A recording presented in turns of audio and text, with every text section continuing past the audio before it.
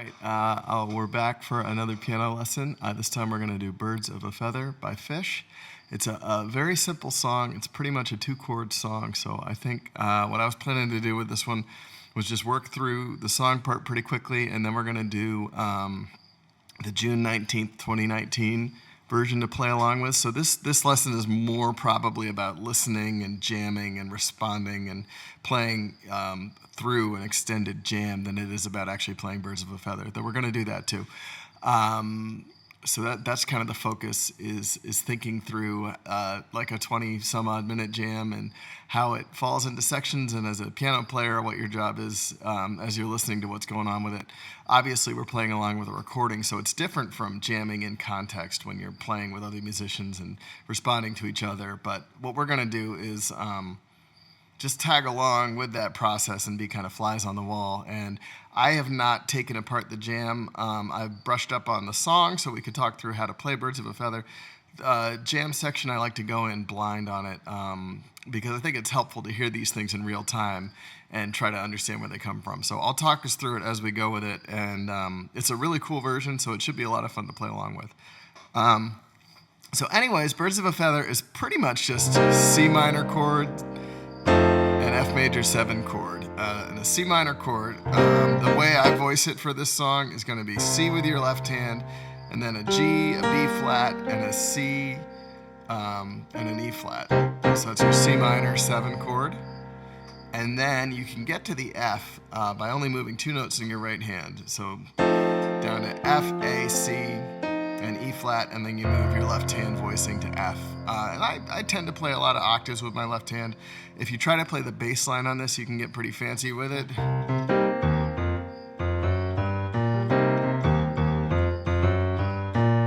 But, that's not really the focus because the bass player really is playing that part. If you want to work up a cool solo piano version, I'm sure you could. I guess while we're talking about it, that bass line would just be mostly running up like a C minor pentatonic scale. C, E flat, F, F sharp, G, B flat, and C. That's like, a blues or pentatonic scale.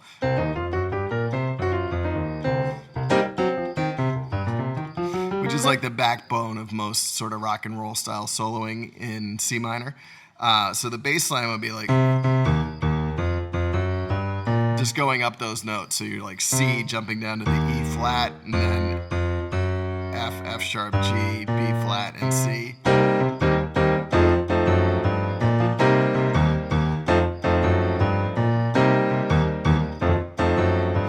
And so that bass line is 2 measures long.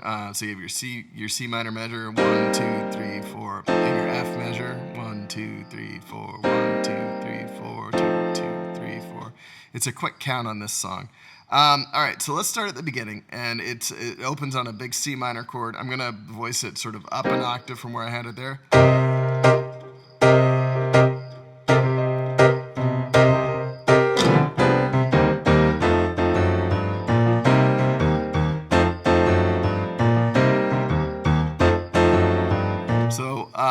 That you can hear how that goes. So you have that C minor chord, and now I'm going to do it without the bass line so you can hear the little riffing that Paige does. Also, I'm working through this on a piano because it's a little easier to demonstrate, but this is all clavinet stuff, and I'm going to turn to that in a second and we'll talk about it. So you have, without the bass line, it's a little easier just to be like C minor,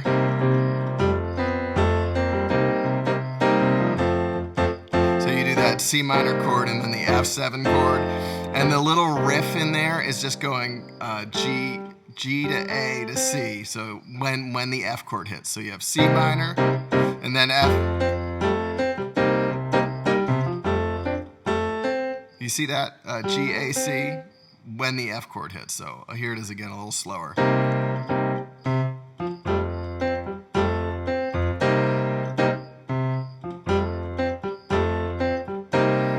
And the one we're going to play along with is a 2019 version, and Paige is not nearly as sort of meticulous about hitting that little riff as he is in older versions or like the studio cut.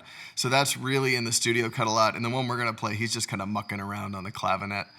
So those two chords in roughly that configuration, we're going to carry you through pretty much the entire song until you get to that one breakdown that is just a G and a D. So we're going along with our C minor and our F7.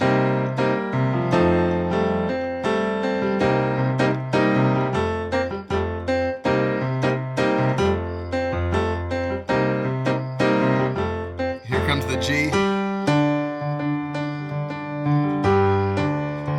And you just go G to D.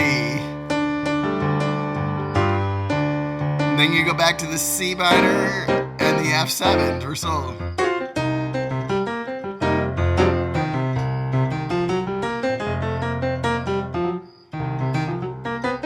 And if you were just taking like a straight solo, like not really trying to jam and move the chord progression around or anything, this is like a C minor pentatonic kind of deal. That scale we just talked about, C, E flat, F, F sharp, G, B flat, and C. And then when you're on the F chord, that also brings an A natural into play. So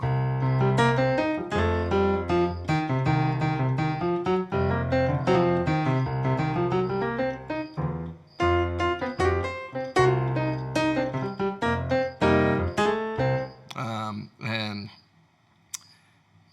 the other thing I wanted to point out about that is one of my favorite sort of like funky keyboard riffs, and this will be a great transition to the clavinet. So I'm going to turn on my clavinet now and just illustrate this like the minor third and the flat seven, which in the C minor chord are the E flat and the B flat, are like your best friends in funky playing. So if you take that C chord and you just play that B flat and E flat for the third and the seventh, and then when the F chord hits, take that B flat down to A, it becomes the third of the F chord, and the E flat staying in place is the seventh of the F chord. So it's like this.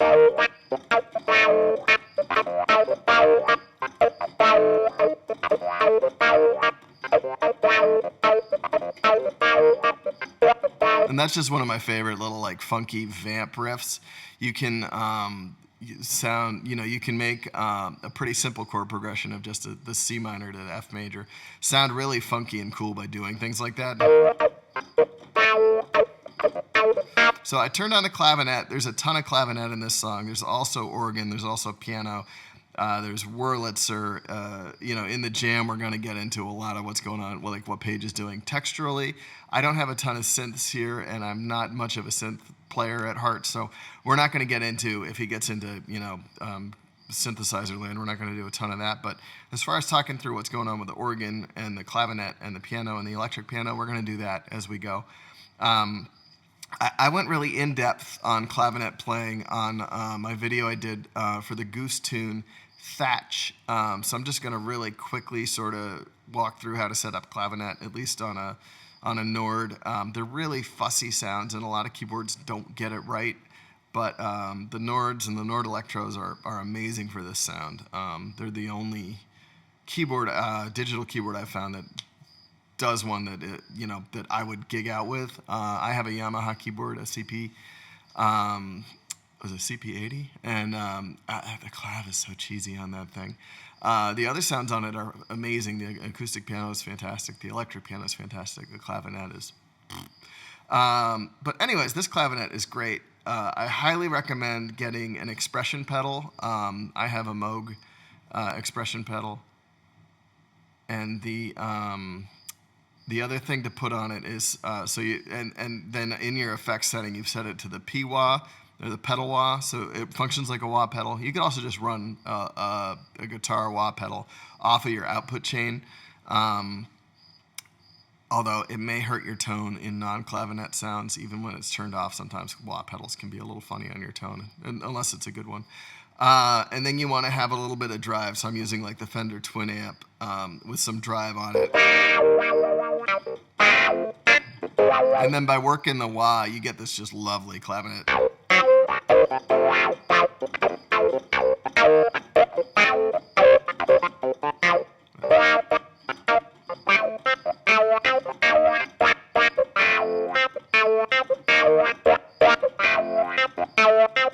So it's a great sound. It's totally birds of a feather. And you just work the wah on that. And that's really the whole song. So the singing comes in, and it's verse, chorus. It's still all over that C minor, F major chord progression.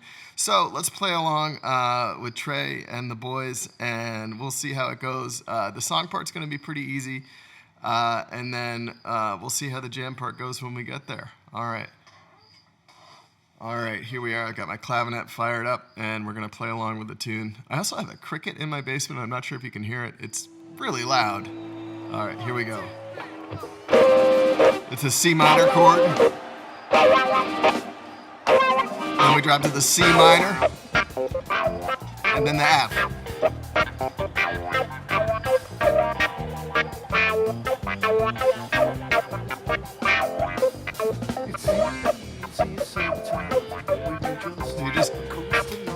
You can hear Paige just kind of riffing around with the clavinet, working that wah pedal. Sometimes people build you up just so they can knock you down. Sometimes they will have you there because they need someone around. Perhaps you'll receive invitations for tea. Perhaps you will laugh. So rhythmically, I'm kind of falling into these two pops on the C chord. Maybe you'll join them, cause it had to be. Perhaps you'll forget that you forgot for a while. You use that little G rolling to A a lot. You can also roll it down to F again.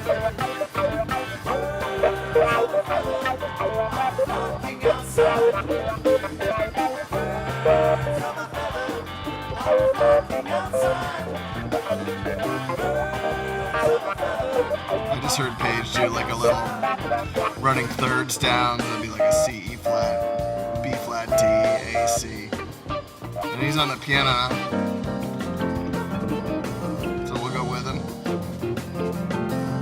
And we're back on the clav.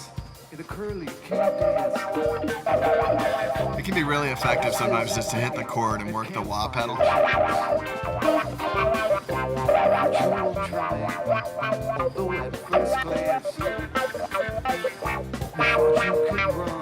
But you won't take a chance. It's not an experience if they can't bring someone along.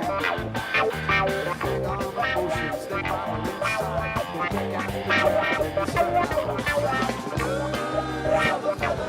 We're back to the piano. Still the same two chords, you just change the piano. The piano, hold the sustain pedal, refresh it on the chord changes, but you can just make these big textural chords. Here comes the G to D. And work that wah. Paige is on organ here, but I like to do the wah pedal here, so I'm going to stay on the clav. And now we're into the jam. So now we're in the song form. It's just that C minor and the F7.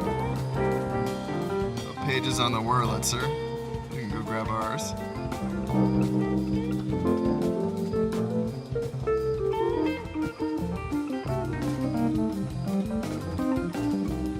Still on the chords. You can just kind of wander around the scale, which would be like a C, D, E flat, F, G, A, B flat, and C. And you notice that all of those notes are covering the notes that are covered by our two chords, our C minor and our F.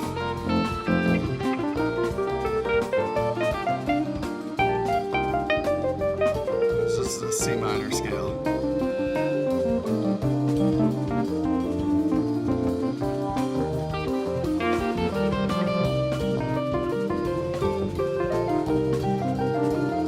So you just find little phrases in that, like Paige is doing.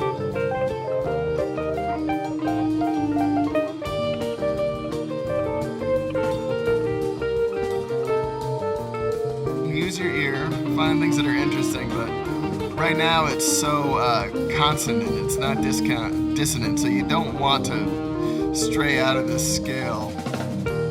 And now they're taking it to E E flat major. Did you hear it when it shifted to this happy major sound?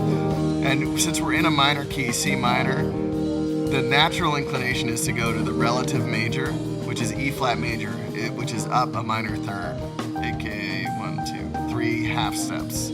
So from C you go to E flat. So now we're in E flat major, which opens up A flat major as the 4 chord, because in jam band stuff, the 1 to 4 is your best friend. That comes up all the time. So even when you're just vamping around, you can go up to that A flat chord as the 4 chord, because it's in bounds in that major feel.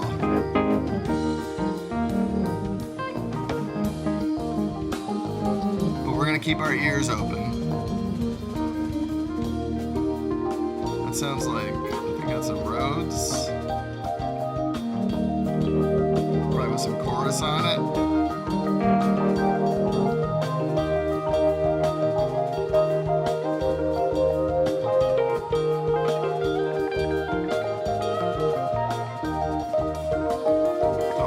I know we're in E flat, so I'm using the E flat and the B, the 1 and the 5, and then the F is my 9, because that's like a really safe, happy sounding. It also avoids the third, so if it were to go minor or something, or if I wasn't sure if it was major or minor, I could just use that B flat, E flat, F, and B, which is actually what Page is totally doing. And then he used the C sharp as the 7 of that E flat. I know this is all going by really fast, and I apologize, I don't have more time to break it down. We're still doing E flat major jamming.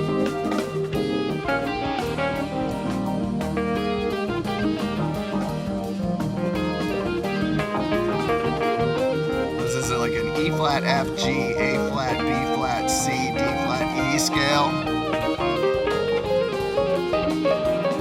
So it's an E flat mixolydian. We'll go to the grand with Page.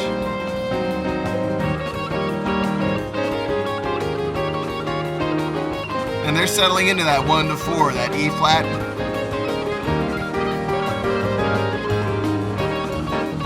A flat. A flat.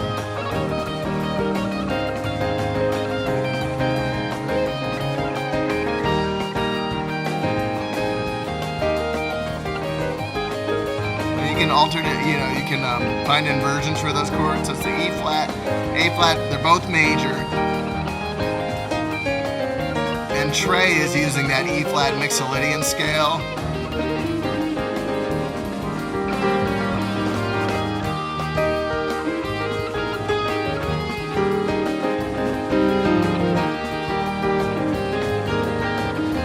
So you can use it on a piano as you get around between those two chords. You can fill with notes out of that E flat major mixolydian scale.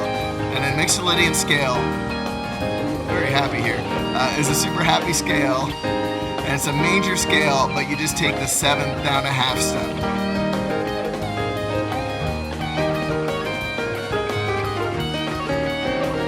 Now we're going minor. Trey's working that G flat to get the minor sound.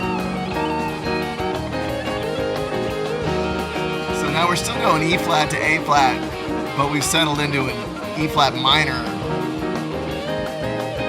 But they're not sure about it. It sounds like you can still work the major in there. Yep, there's the G natural. So back to the E flat major.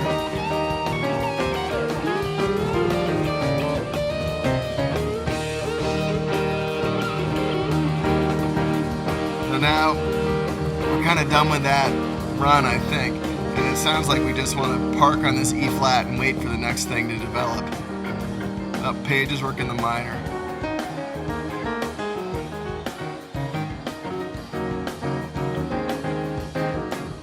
And when you're in this kind of minor mode, you want to think about the pentatonic. There'll be E, G flat, A, flat, B flat, D flat, and E. So it's like the black keys.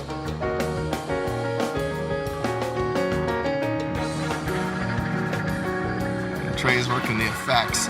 But when you're in this, now that we shifted minor, it can be a little more mysterious sounding. You can grab these spacious, chunky, chunks out of that pentatonic scale. They don't even have to be like discrete chords. We're just kind of moving around the space of that E flat minor. And you can build texture doing that. You don't have to find the next thing super fast or force it. You can be patient and wait for it to come around.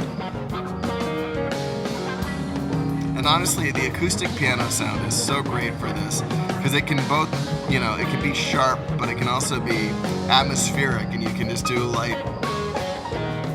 lighter stuff, give space. But if you really wanted to set, that E flat, you can be sharper with it. And so acoustic piano is such a wonderful instrument. There's the synth. I don't really have one.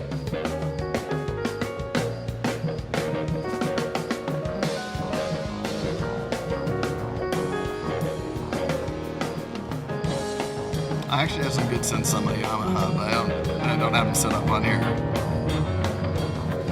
But anyways, if you were playing a synth, what you could do is, what Paige is doing, is working those same, pentatonic scale. Although it sounds like he's trying to take it back major. I'm not sure anyone's biting.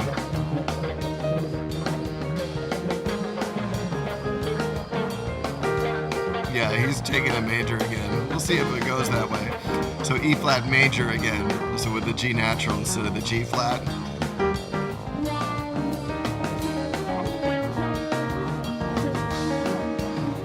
And when you're in a jam context again, where it's not clear whether something's gone major or minor, and Trey's sticking to that minor third, you can hear it because it's so colorful into the sound.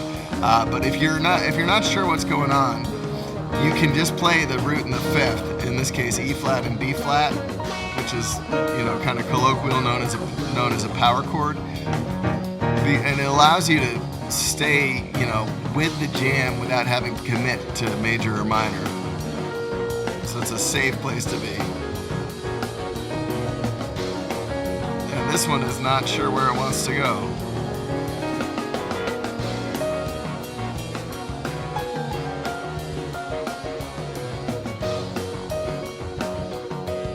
There's the major. Oh, we're going somewhere else.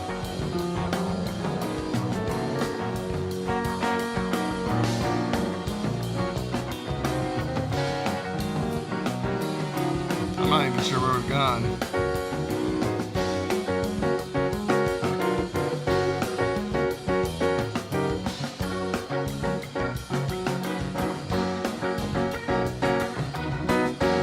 Now we're in F sharp.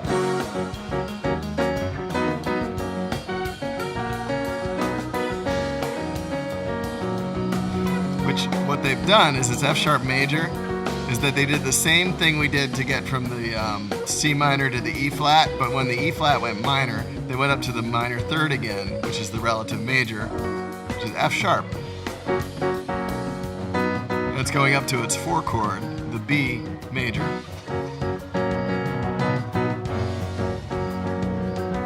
So we have F sharp, G sharp, A sharp, B natural, C sharp, D sharp, and then F natural and F sharp for that major scale.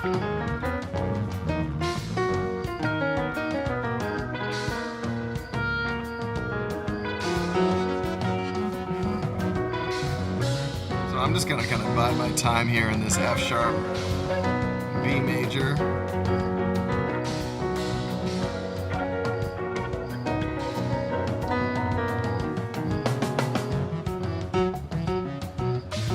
It sounds like they're...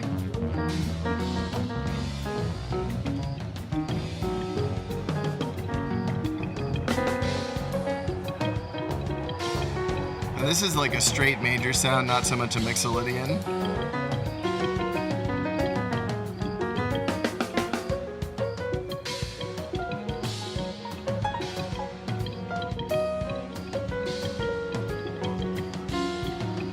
Nope, no, there's that flat 7 coming in as an E natural in this case.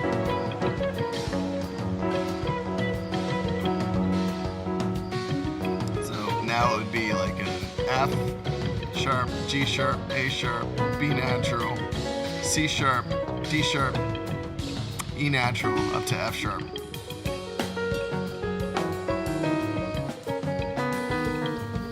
I know it can be subtle as far as trying to identify that, but if you do it enough, you'll start to notice the sound of it, because it's, again, super common in jam band stuff. Mixolydian mode is all over the place.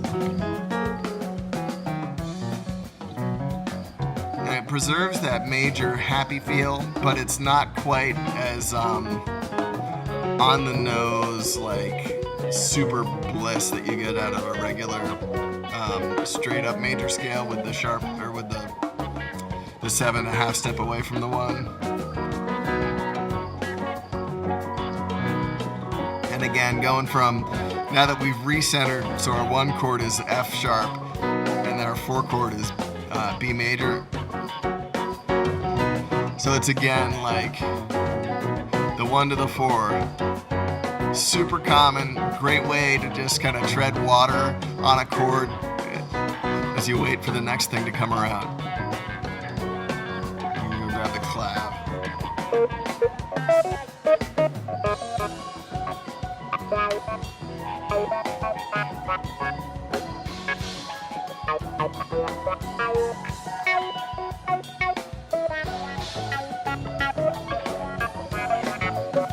Oh, it's finding its way to the next sound.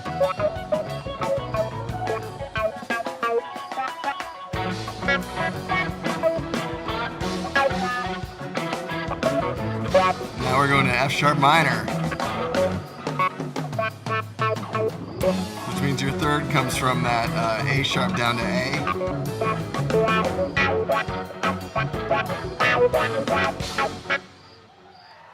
And we're stop, start jamming with the 1 and the 4, so it's F sharp minor up to B major.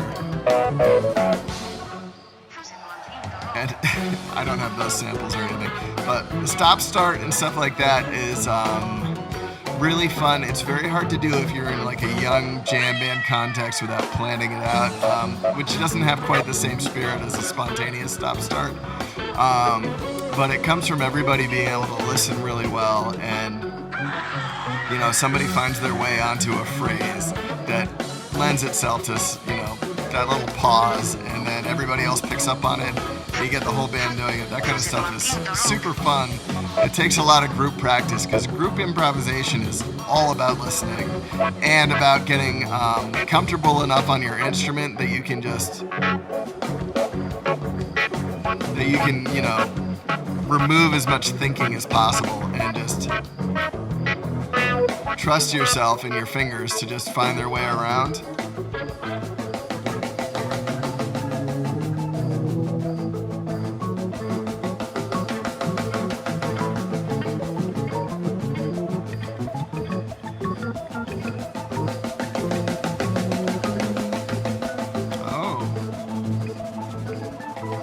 Now we're in A major. So we've modulated again because they took the F sharp minor. Now we're going up a minor 3rd to the A major. And I was grabbing a Hammond to match the organ to match Page's sound.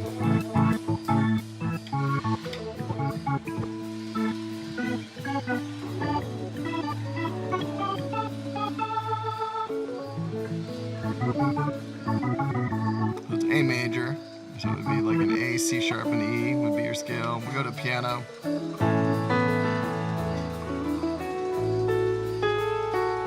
And this is that straight major, that bliss sound. So it has the G sharp, so we're A, B, C sharp, D, E, F sharp, G sharp, A. And Trey is implying a chord progression here.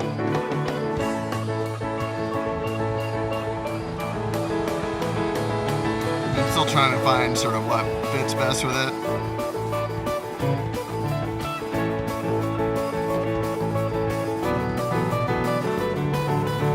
So there's that Baker's Dozen Chalk Dust, 1, minor 2, 4, which would be A, B minor, and then D.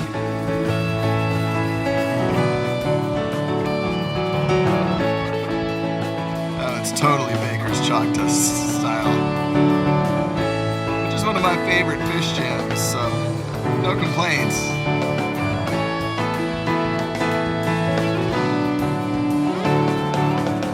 So again, we're in A major, and we're taking that A major, the B minor, and the D major.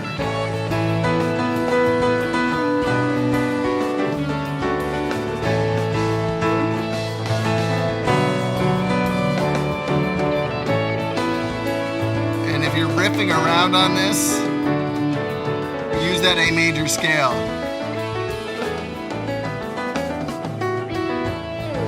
And now Trey just took it down to like, for a second he went down to the G.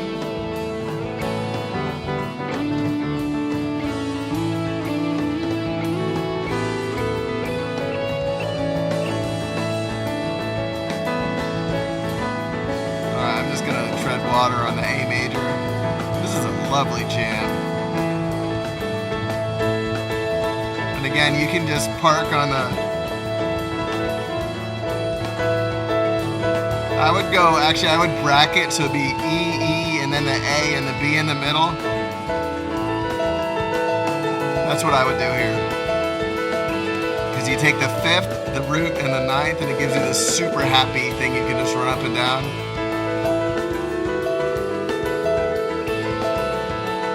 Trey's doing that siren thing.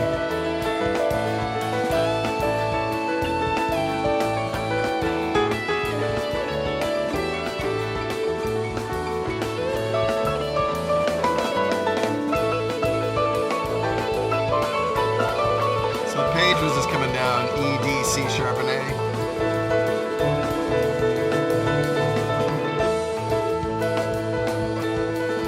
And Trey is just trilling the A and the B. The 9th. Now we're going minor again. There's a pattern to this jam. Okay, so now we're in A minor. So the C sharp has come down to a C. And technically next time they modulate it, they could come back to C to get it back to Birds of a Feather. I don't know that they will. So now that we've recentered on A minor, the 4 chord is D. So you hear that?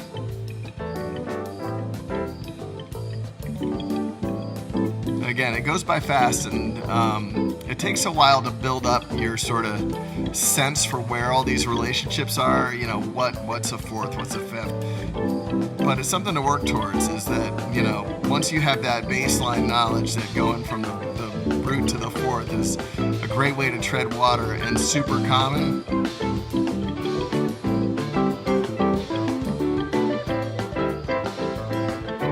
Start using that to your advantage, and you know that A and D have that relationship, you know that C and F have that relationship, you know that E and A have that relationship. You know, you'll get there if you keep at this.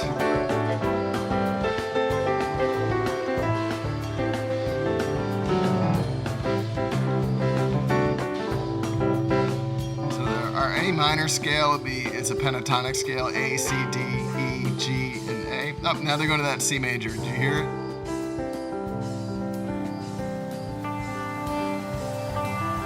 That major sound again, where it sounds all happy. So now we're in C major. C, E, and G is a C major chord. Actually, I think we're at the end of our jam. If they wanted to, they could have taken it C minor and gone back into Birds of a Feather.